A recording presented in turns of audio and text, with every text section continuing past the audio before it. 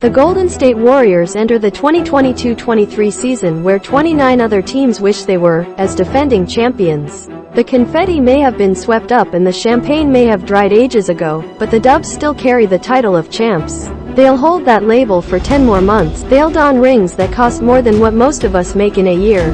And they'll try and do it again. Like all teams, the Warriors have question marks. They lost 2 of their 3 best bench players and replaced them with worse players. They still don't know exactly what they have in Klay Thompson. The rest of the league got better with Kawhi Leonard and Jamal Murray returning from injuries, Khris, Middleton and Devin presumably being healthy, James Harden having a full year to get acclimated to Joel Embiid, and the Boston Celtics adding Malcolm Brogdon to a team that finished 2 wins away from a championship.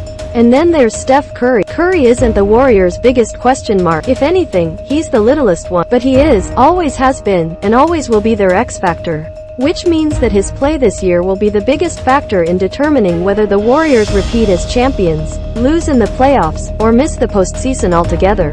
There aren't many reasons to think that the chef will take a step backwards this year, but there are a few. Hell turned 35 shortly after the All-Star break, and father time comes for every player eventually.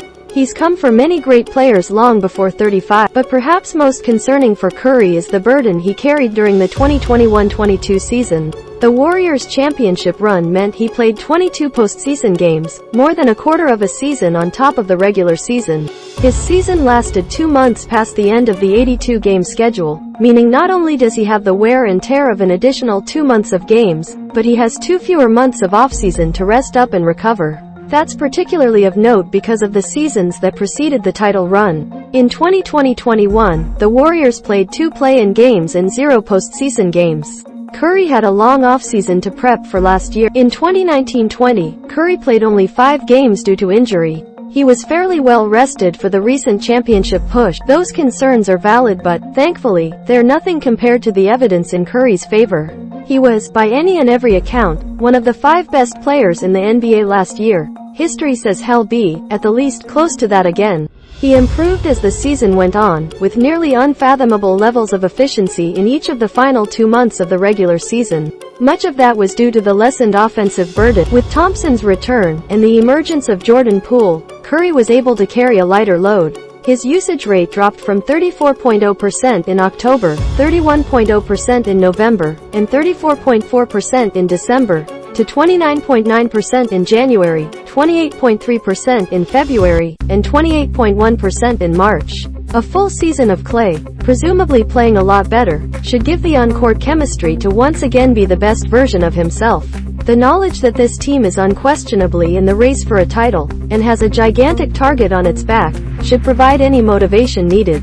Curry's also found ways to lessen the wear and tear during games, which is part of what allowed him to average his most minutes per contest since Steve Kerr took over as head coach.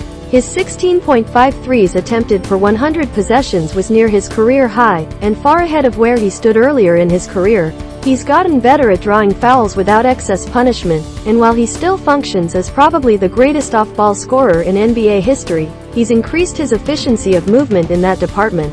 And with reports swirling about the Warriors' unwillingness to pay all of their upcoming free agents, Curry will likely feel an extra dose of motivation to prove to management that if the dynasty comes to an end, it won't be because the players are lacking in talent. Someday, Curry's spot as an MVP contender will begin to fade, but I am not breaking any news when I say that I wouldn't bet on that day being today.